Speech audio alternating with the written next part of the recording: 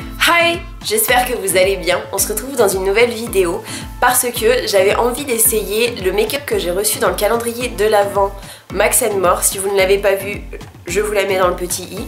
Et franchement, vous allez voir tout au long de la vidéo ce que les produits donnent. Mais en tout cas, au niveau du résultat final, je suis plutôt agréablement surprise. Il y a quelques produits qu'il n'y a pas dans le calendrier de l'Avent, ce qui est normal.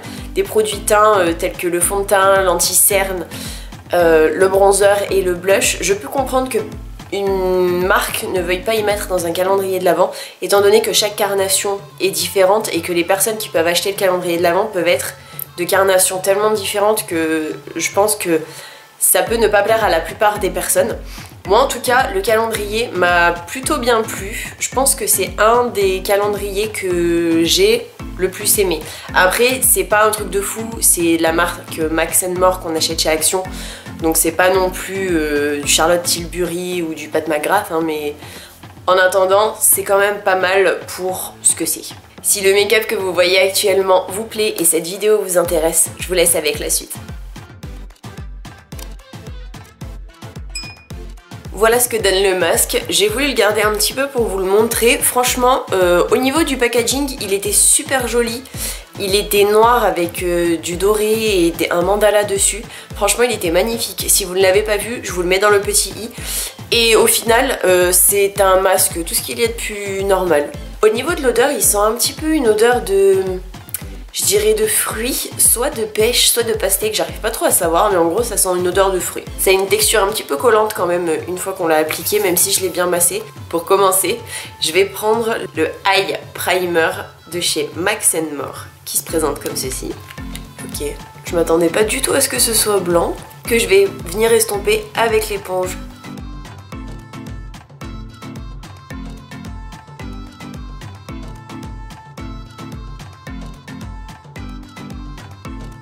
Avec un pinceau comme ceci, assez fluffy de chez Morphe, je prends la Fixing Powder de chez Max & More.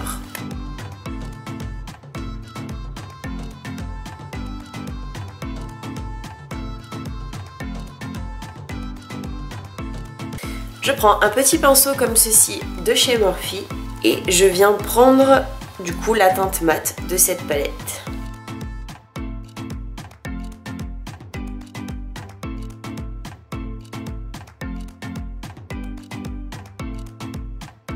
Au niveau de la teinte, c'est quand même quelque chose d'assez léger. Je sais même pas si vous le verrez à la caméra.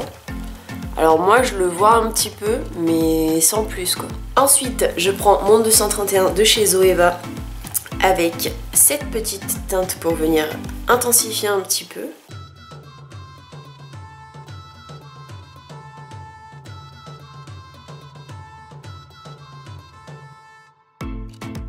Ensuite, avec le 228 de chez Zoeva, je prends cette petite teinte qui est la teinte la plus claire.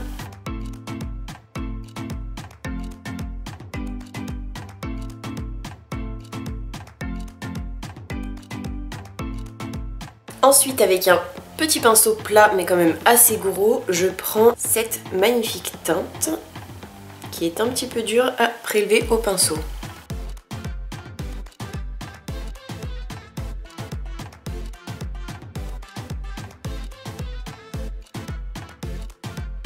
Je reprends le pinceau que je viens d'utiliser et je vais utiliser cette magnifique petite teinte en espérant qu'elle soit un peu plus foncée.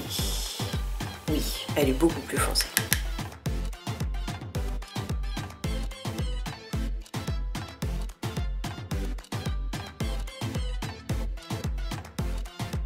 Maintenant, je reprends mon éponge ainsi que la CC+ de chez It Cosmetics en teinte fer.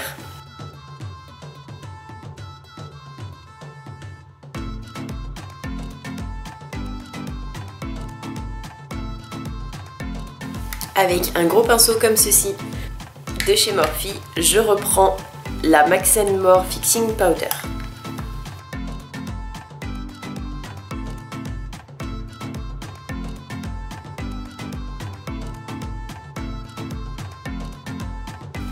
Avec le pinceau Contour Queen qui est un pinceau comme ceci, je prends la Terracotta de chez Guerlain en teinte 03 moyen doré.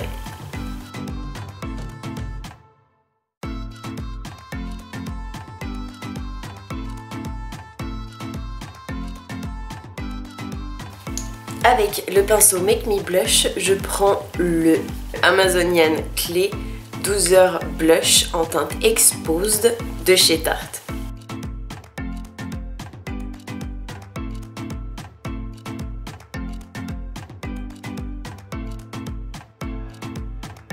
Ensuite, je prends cet highlighter liquide qui est en teinte... Eh ben, il n'y a pas de teinte. Que je vais venir appliquer sur ma main et que je vais estomper au doigt.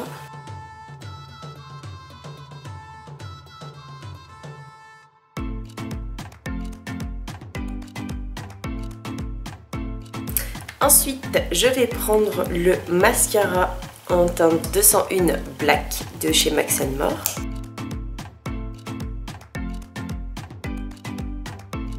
Au niveau de l'odeur, il a un petit peu une odeur de vieux maquillage, un peu comme nos parents ils avaient quand on était jeunes, enfin pour ma part en tout cas.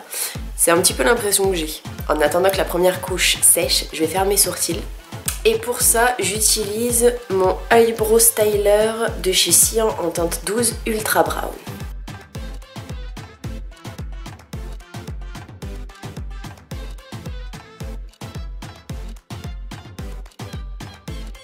Et je vais essayer de mettre une deuxième couche pour voir ce que ça donne.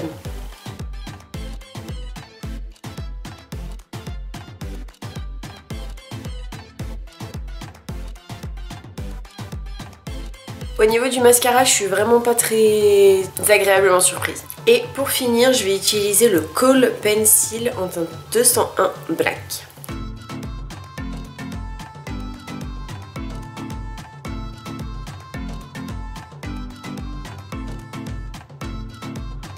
Et enfin, au niveau des yeux, j'ai envie d'appliquer le Max & More Eye Pencil en teinte 210 Irrésistible.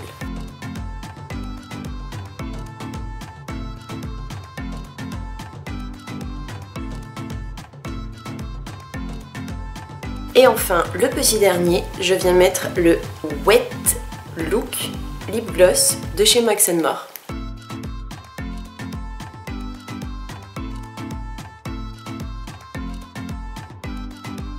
Et voilà ce que donne le look avec les produits uniquement du calendrier de l'Avent. Au niveau des produits, le primer est un petit peu bizarre dans le sens où c'est une texture assez liquide. Alors je ne sais pas si ça va tenir au niveau du make-up de mes yeux, mais pour le moment j'ai l'impression que ça fait le taf. Les produits étaient assez faciles à estomper, mais j'ai pas vu vraiment de différence dans... En général quand on met une base à paupières, ça matifie, ça unifie vraiment la paupière. Là c'était transparent et franchement, mis à part y faire un peu en effet glossy, j'ai pas vraiment vu de différence. Au niveau de la poudre matifiante, quand on s'en sert comme poudre matifiante sur la zone T, sur le visage, etc., il n'y a pas de problème, elle marche bien. Je trouve en tout cas. N'hésitez pas à me dire dans les commentaires. Par contre, pour unifier la paupière et pour matifier la base, je vous la conseille pas vraiment. Au niveau des fards, le fard mat, enfin les deux fards mat, pour faire mon creux de paupière, j'ai dû tremper au moins, et je vous mens pas, 15 fois mon pinceau dans le fard, alors que pourtant j'ai des pinceaux Morphe, donc techniquement ça devrait quand même pas mal aider. J'ai un petit peu galéré, je dois l'avouer. J'ai fait beaucoup d'allers-retours, j'ai trempé plein de fois mon pinceau, donc... Pour les personnes qui font des make-up assez soft, il n'empêche qu'on peut avoir de la pigmentation si on y retourne à plusieurs fois, ça y a pas de problème. Par contre, les irisés, franchement, ils sont vraiment assez bien pigmentés. Pour une palette Max & More, j'ai absolument rien à redire. Mon fail de la vidéo, c'est le mascara. Alors, la brosse est énorme, c'est des tout petits picots. Et au niveau de l'odeur, ce n'est pas très agréable. Et en fait, à la première couche, j'ai attendu que ça sèche. Et le problème a été que, comment expliquer, au niveau des cils, ça n'a pas fait un effet mascara, on dirait plutôt un effet carton. Donc en fait, si je veux rajouter une autre couche, ça les consolide un petit peu, enfin ça les entremêle au niveau des cils et franchement ça fait des gros paquets. Donc après, si c'est ce que vous aimez, avoir des paquets au niveau de vos cils, il n'y a pas de souci, je vous le conseille. Par contre, si vous aimez comme moi, mon mascara chouchou en ce moment, c'est le Anastasia Beverly Hills, il est super bien. Il sépare bien les cils, il met une courbe, il donne tout en fait ce mascara. J'ai l'impression que c'est un pur bonheur à mettre sur les cils. Et celui que j'ai essayé dans la vidéo, je suis pas très fan. Les brosses aussi grosses, j'avoue que je suis pas très fan. En plus j'ai même pas pu faire mes cils du bas parce qu'elle est tellement énorme la brosse que si j'essaye je pense que ça va être un fail énorme. Le gloss, il est assez neutre. Enfin c'est un gloss normal, il a pas d'odeur, c'est un embout classique, donc on va dire que c'est un gloss lambda, j'ai envie de dire, parce que concrètement il n'y a pas de paillettes, il est juste transparent, donc il est plutôt bien, mais après il a rien de fou non plus quoi.